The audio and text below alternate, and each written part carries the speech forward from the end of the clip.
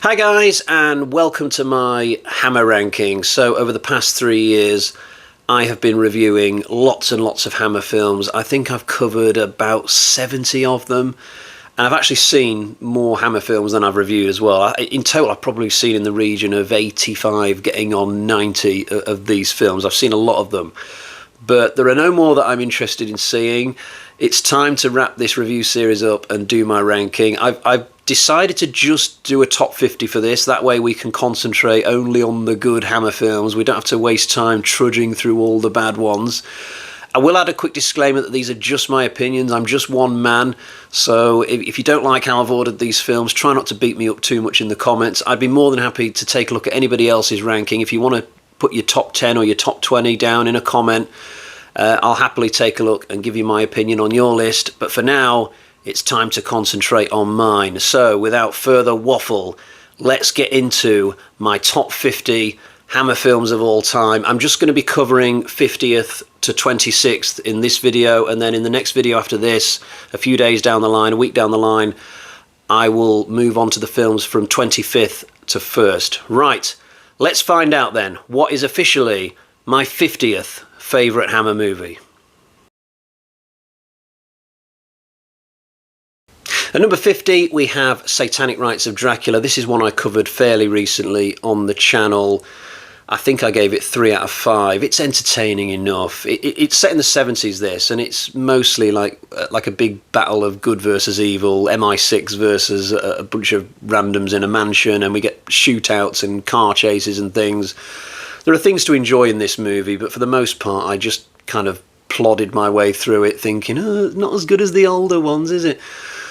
There's a really good concept here with a bunch of female vampires locked up in a basement, and it acts as a kind of trap for anybody breaking into the mansion. And there's a really fun scene late on where Dracula and Van Helsing share some dialogue in an office block, but the characterization's a little bit weak in this film.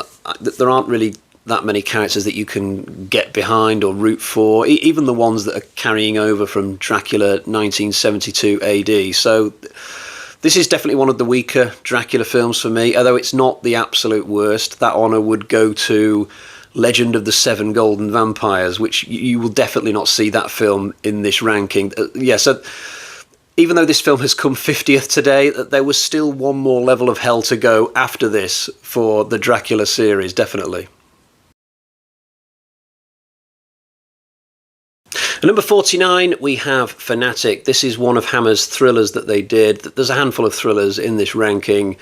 This one stars Stephanie Powers as a woman who goes to visit her mother-in-law in a countryside manor somewhere.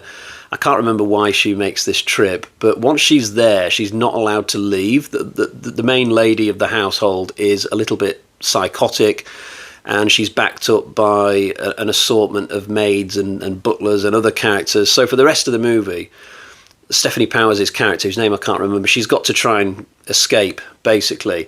And it's an enjoyable, exciting thriller for the most part, although the main final girl is a little bit weak. I mean, I think she has to be rescued at the end of this film. I don't think she makes it out entirely on her own. And there's a scene I remember where the maid just grabs her during an escape attempt and forces her arms behind her back and ties them. And I'm just thinking to myself, really? You're just going to let one maid do that to you? I don't think Final Girls had yet evolved to where they would eventually get to by the middle of the 60s. So there will be times during this film where you're sort of screaming at the TV at this character to do better, you know, but it's still an all right film. Some of the other thrillers that Hammer did in the middle of the 60s, one was called Hysteria. They did another one called Nightmare. Neither of those two films have made it into this ranking. Out of that trio of films, I think this one, Fanatic, is potentially the only one I would go back to personally. At number 48, we have Dracula 1972 AD. So for me, this is the best of the two 70s set Dracula movies, and the main reason for that is that this one actually has likeable characters that I enjoy following. So we mainly follow a group of youths. They're sort of like rebels without a cause, and early on they're causing mayhem inside a really posh household somewhere. I absolutely love that scene. It kicks off the movie brilliantly. Where the movie falls down a bit later on is the ending. So after giving us like an hour or so of good 70s Dracula fun in London, we end up in a random church somewhere, and it feels like we've gone back in time to like the 19th century again. I just feel like they should have kept the 70s theme all the way through this movie. Really leaned into it. The idea that I came up with would have been to have had Dracula stumble into an abandoned nightclub in the finale, and then another character turns the disco lasers on, and suddenly Dracula's got to like avoid the lights, otherwise he'll get burned. And then we could have had like Staying Alive come on, or Dancing Queen, or something like that. It would have been hilarious, although whether Christopher Lee would have demeaned himself by signing on for a script that takes that turn, I honestly couldn't tell you.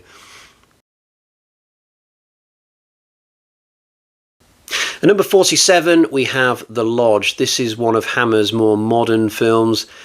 It's probably the biggest black sheep in this entire rankings. It doesn't feel like anything else on this list.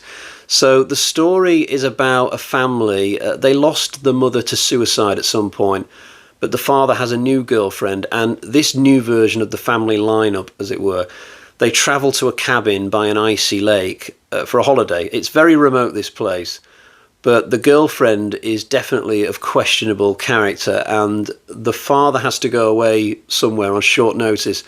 So the kids, who are probably sort of 12 or 13 years old, they're left with this strange woman for quite some time, quite a few days.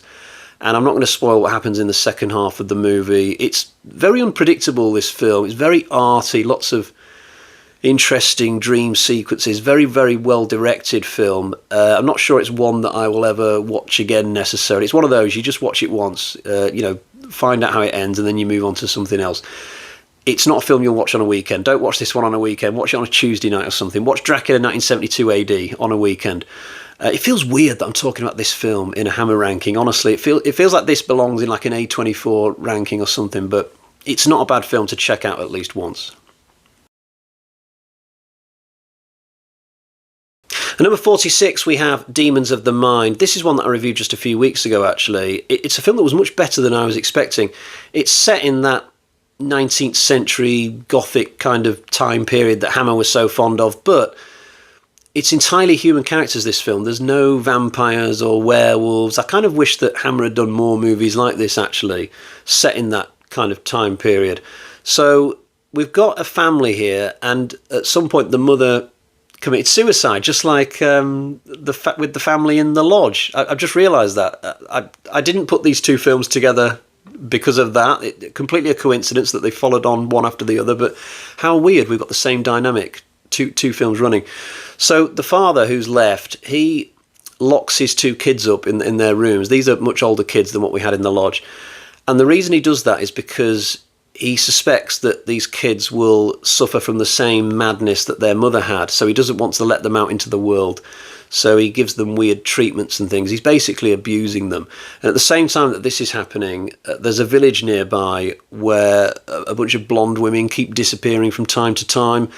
And eventually the two plot threads will merge, but I'm not going to give away what happens later on in the film or anything like that. But I really enjoyed this. It's sort of a hark back to much earlier times in Hammer's run, at a time when, early to mid 70s, they were experimenting with other things, really, like Dracula 1972 AD and To the Devil a Daughter.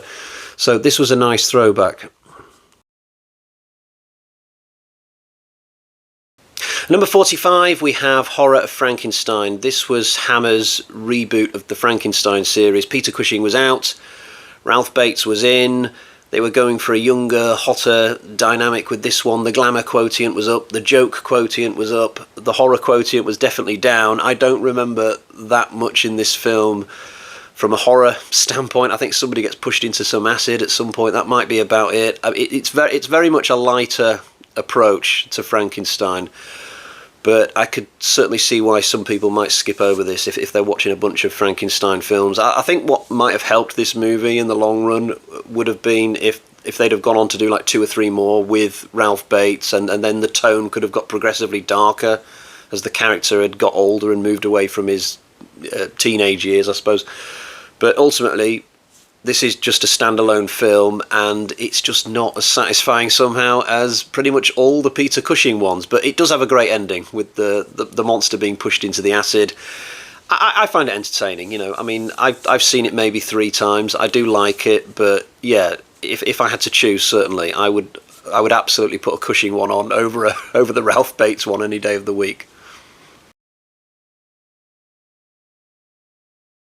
Number 44, we have Blood from the Mummy's Tomb. This was a film besieged with problems. Peter Cushing was cast, but had to leave after 1 day because his wife was really ill. Fair enough, we'll let him off for that. And the director died halfway through shooting. This was a cursed movie, honestly.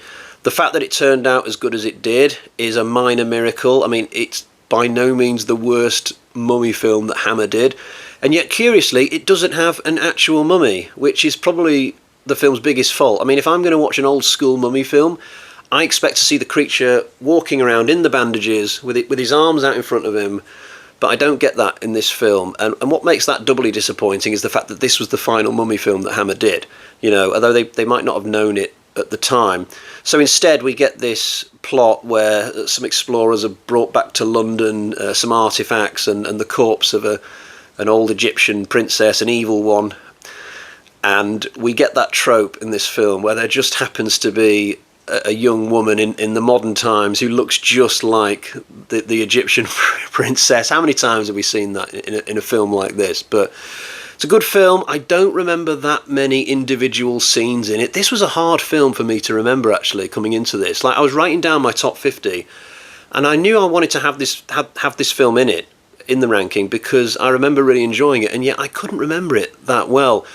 I can mainly just remember Valerie Leon. Like, if I think of Blood from the Mummy's Tomb, Valerie Leon comes straight into my mind, and the rest of the film is fighting to try and get past Valerie Leon into my mind, but she's just blocking everything else out. It's weird.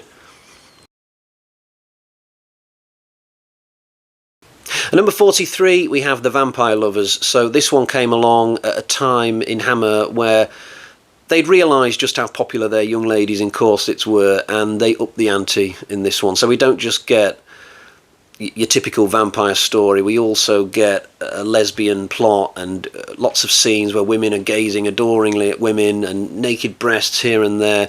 The horror has kind of just been pushed to one side a little bit, not too dissimilar from the horror of Frankenstein, but even more so, I would say, in this film. But The Vampire Lovers still has its creepy moments, especially in the Karnstein Castle. Whenever we go back there, this castle is a delightfully cobwebby, supernatural sort of place where ghostly things happen. And even the main plot with Ingrid Pitt going around enticing single young women, it's still really captivating to watch. The depictions of lesbianism in the film are not that impressive. I mean, the movie literally refuses to name any character as being gay. I mean, you could explain this whole film away as just Ingrid Pitt mind controlling women because they're easier to kill than men, but I don't think that would fly if the film came out today. But you know what, it's probably best to just ignore all that and just enjoy the film for what it is, which is a really fun, titillating time, old chap. Number 42, we have The Evil of Frankenstein, a film that really pissed me off the first time I watched it because the continuity just doesn't match up to what has been established before in The Revenge of Frankenstein. Now, there's a whole story here behind the scenes as to why this was the case. Certain deals were done with American financiers to get this movie out, and agreements about what would be in the movie, what wouldn't be in the movie, and blah blah. I'm not going to go into all that stuff, but I have subsequently rewatched the film a second and a third time, and I really enjoy it now. I just ignore all the things that piss me off and enjoy the good stuff. The production design in this film, absolute class. That the inside of the castle looks amazing. The lab where Frankenstein originally created his monsters that we see in flashbacks looks really cool. This is probably the only thing that's better about this film compared to the previous ones, the design of the lab and all the equipment and stuff. And some great comedy as well. Like I'm sure Frankenstein hides in a Punch and Judy show or something in this, and there's a moment where he goes into the Burgomaster's house to get his ring back, and he's passing through a woman's bedroom and he's like, "Good night, my dear," or something like that. But it just really cracks me up. The horror side of the movie, not as strong. Like, the entire finale is basically Frankenstein and his new friends against some kind of rogue chancer who just happens to be in the castle. It's a little bit underwhelming. It's an odd film, but I still really enjoy it now, warts and all.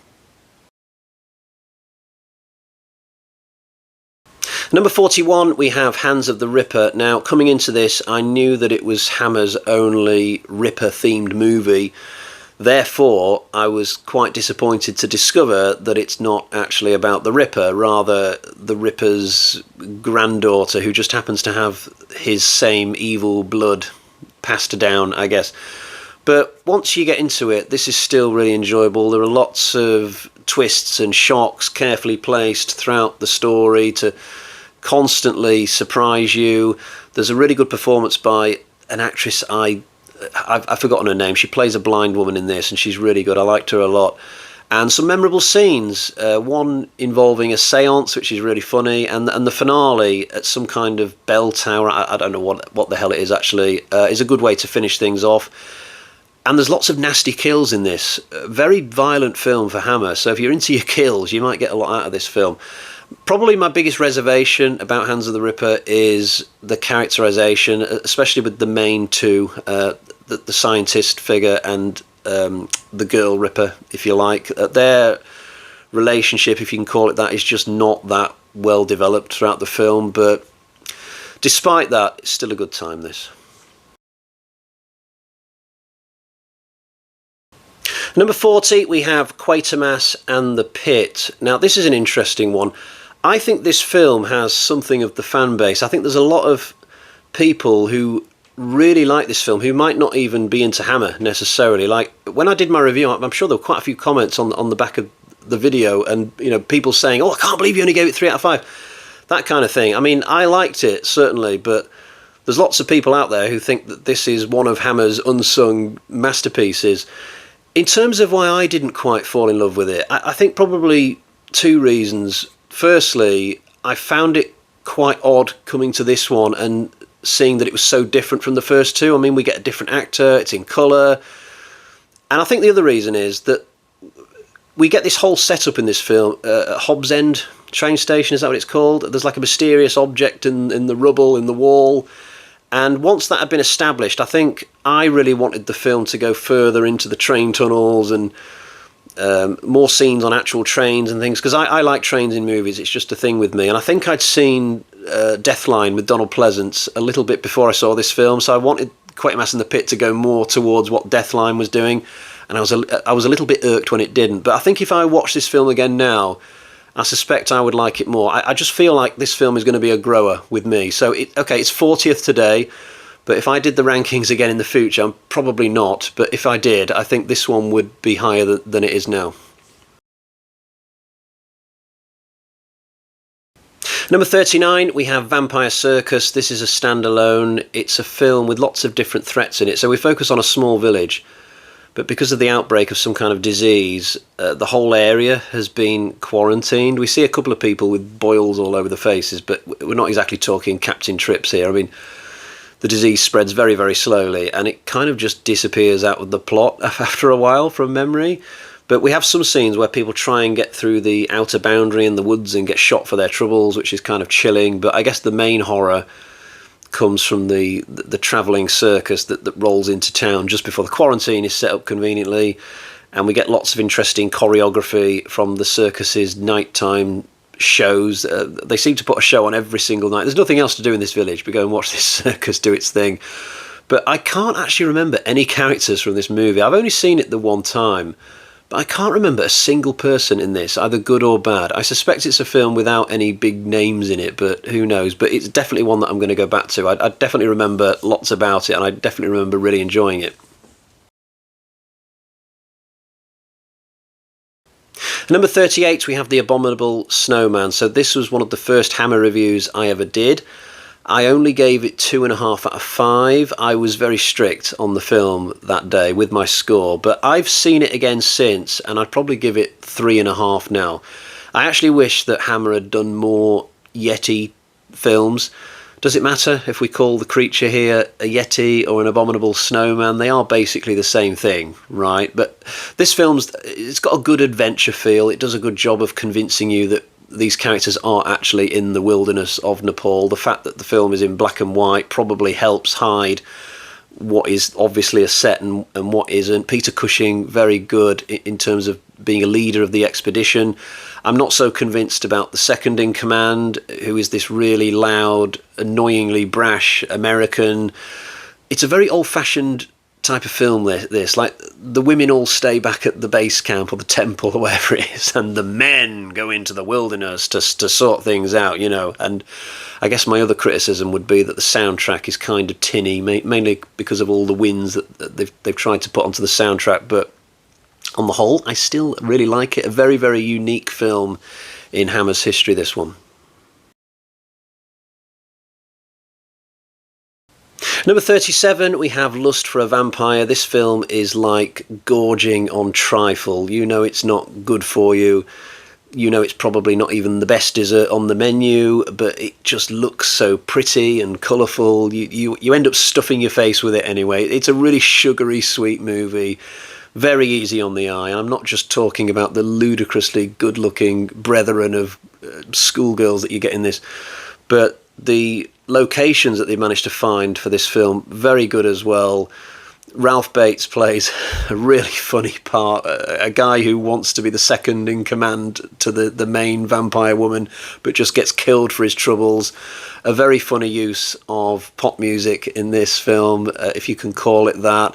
And I would suggest overall that this film is it's a bit more fun than The Vampire Lovers, the film that it's attempting to follow on from, albeit the continuity is slightly shaky. And I guess the fact that we don't have Ingrid Pitt back doesn't exactly help. But the woman they've brought in to replace her is more than capable of stepping into her shoes. She's really something.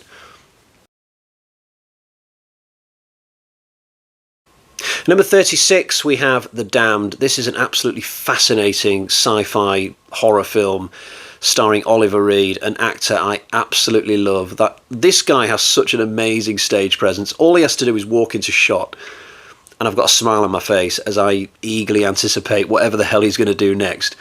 This film sort of pulls a rope-a-dope on you. It shows you one thing and then gives you something else. Like, it does such a 180 halfway through the movie. It starts out like the Dorset version of Quadrophenia. There's bikers going around, and it's just a cool film about the youth messing around in a seaside town.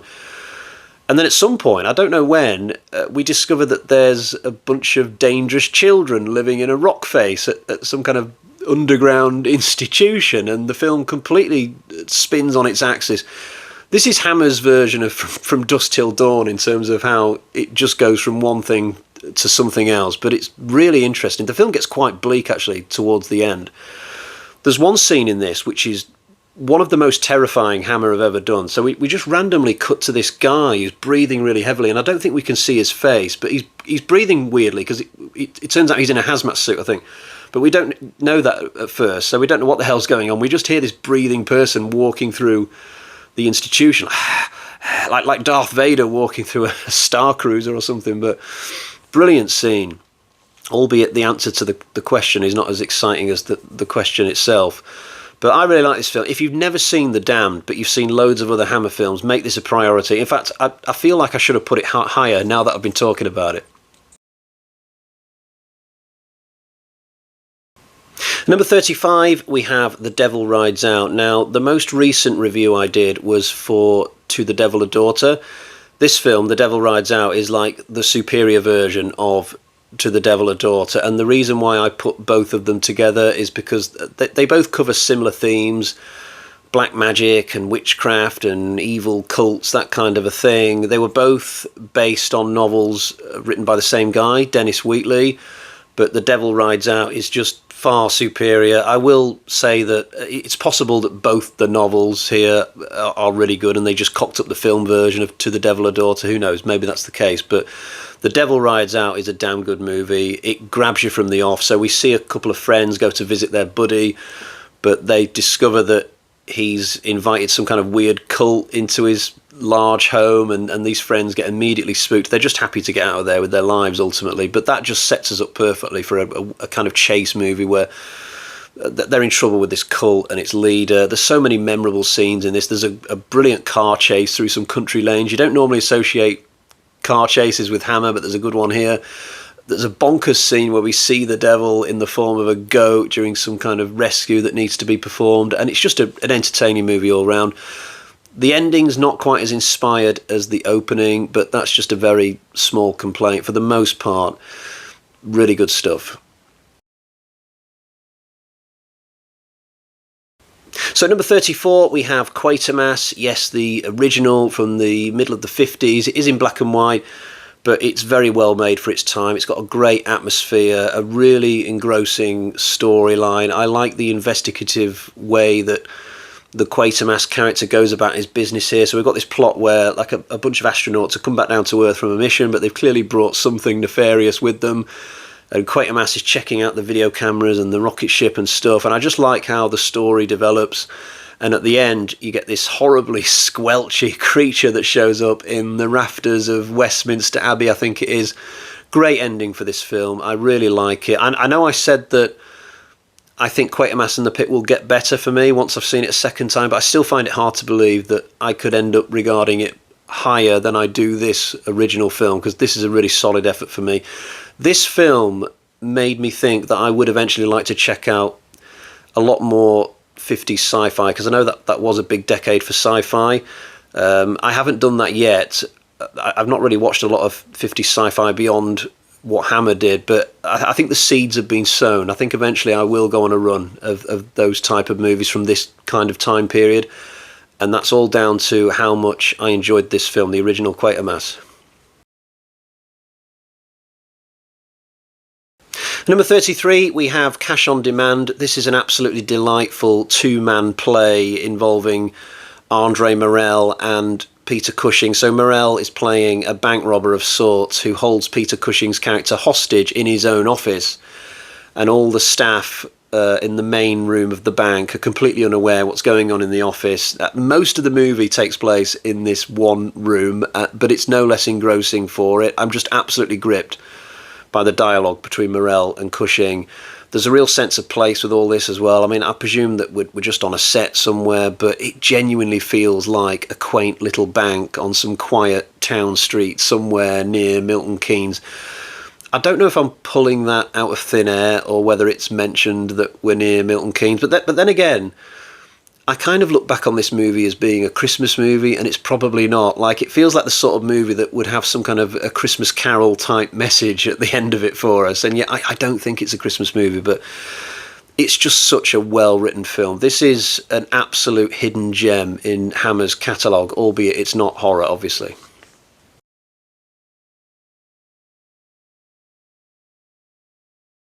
Number 32, we have Paranoiac. This is one of Hammer's best films from the thriller genre. It takes place near the south coast of England. We're right next to the sea in this one. We follow a family living in a large country house near the cliffs, I suppose, and a guy turns up claiming to be like the long-lost son of the family, but is he genuine or is he an imposter? Is he just trying to get his hands on the inheritance kind of a thing? We will find out towards the end in a very fiery finale, but there's lots of memorable scenes in this. I didn't know if this new character was going to turn out to be genuine or not, so I was watching him very closely during certain scenes to see if he recognised where he was going in the house or not, because presumably if he was genuine then he would remember the layout of the house from when he was a boy, kind of a thing.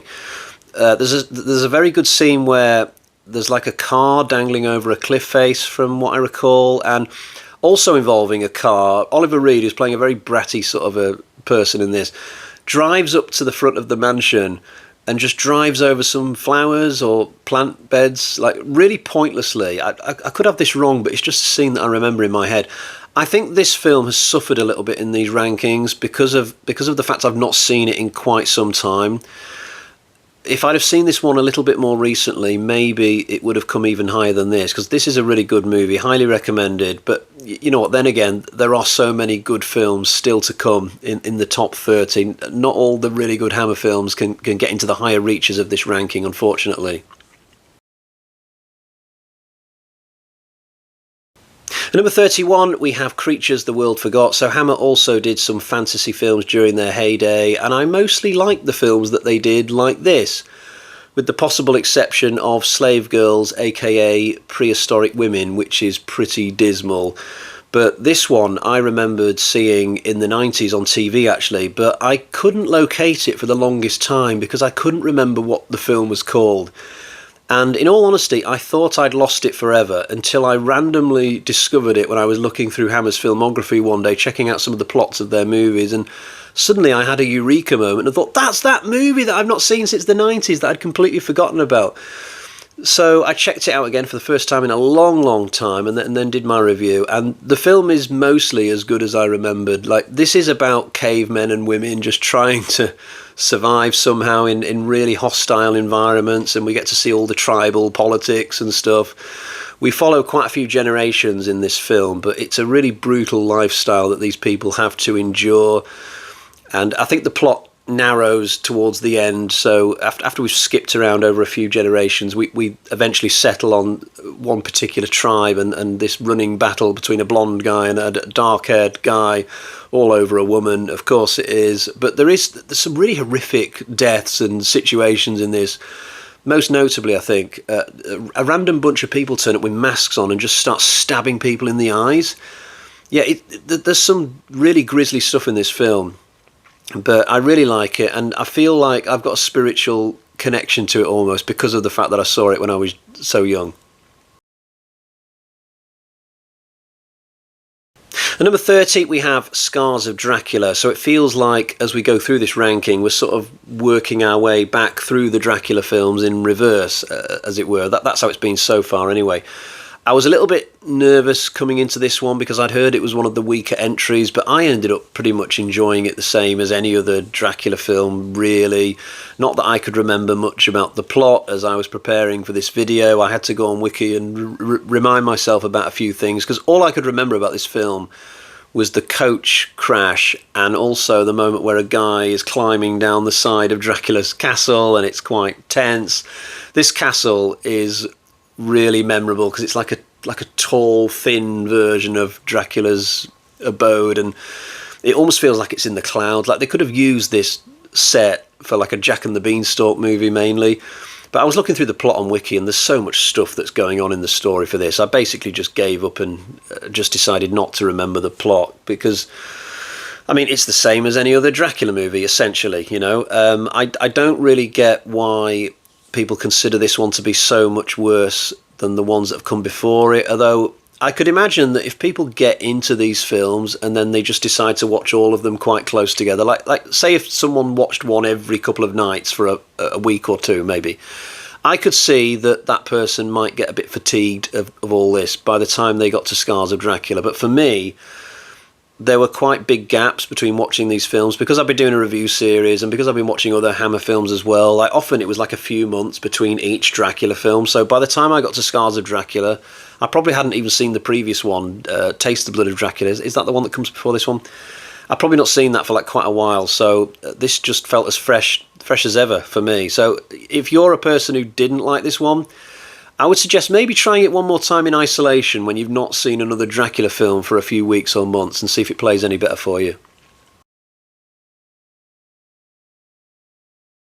At number 29, we have The Woman in Black 2. So this is another one that I was led to believe was a bit of a dud.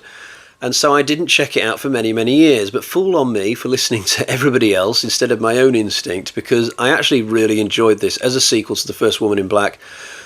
I think what sells it is the fact that it's a different time period to the first movie. I think if this had just been set a few weeks after the first one, I'm not sure I would have seen the point, but because this is set during World War One or Two, I forget which one of the World Wars it is, it's got a completely different feel, and yet it's fun to see those same locations from first time around again through the lens of a completely different main character.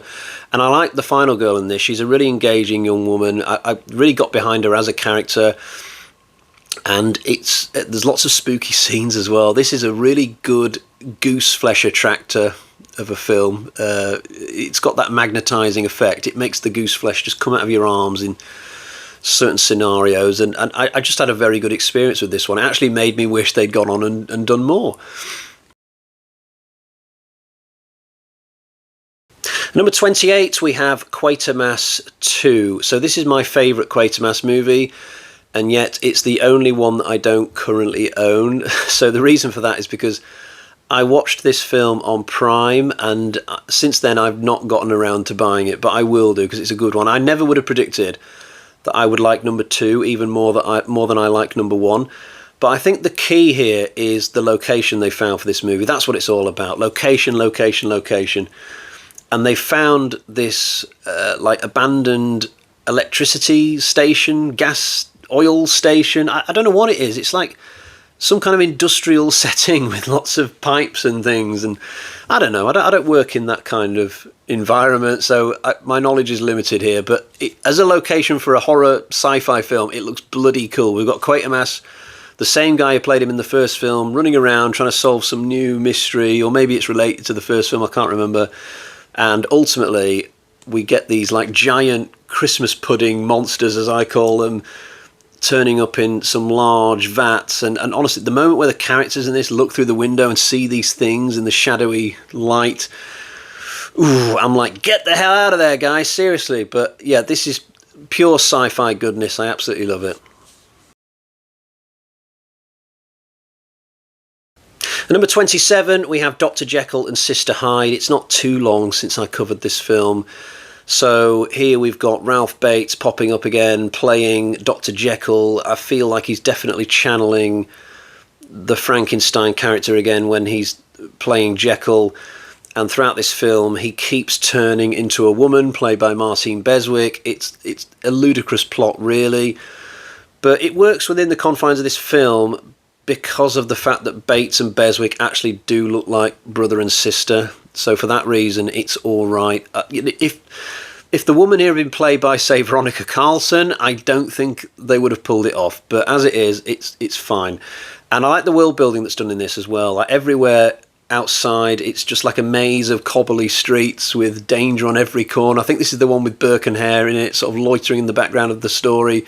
And even the bad things in this film work as a kind of so bad that they're good thing, so I don't mind. Like the overly horny brother and sister combo upstairs who they're rich, but they've got nothing else in their lives going on apart from sitting around thinking about how much they fancy Ralph Bates and Martine Beswick. But I really like this film. It's got so much about it that's really entertaining, and I would say it's the best of the Hammer Jekyll films. Like I've not seen the really recent one that Eddie Izzard did, to be fair. I will check that out at some point. But it is better than the one that came out at the start of the 60s with Christopher Lee and Oliver Reed, albeit I remember that film being sort of good, but it's not made this ranking. So finally today, before we take a little break, we have 1 Million Years BC coming in at number 26. This is a classic film featuring a classic central performance by Raquel Welch in her dinosaur era outfit that she wears. It's one of the enduring images of cinema, and this film is just incredibly exciting from beginning to end. Welch is trying to survive in a world full of vicious tribesmen and ludicrously overblown creatures, but the creatures are not overused in this film. I guess they couldn't have overused them because it was just expensive to put them on the screen in the first place, I suppose. But the creatures appear in just the right places in the story. You know, we get an iguana in like a rocky lava-esque sort of setting, and then later on we get like a giant turtle thing near the sea. You know, it makes sense, the points where the creatures appear in this, kind of.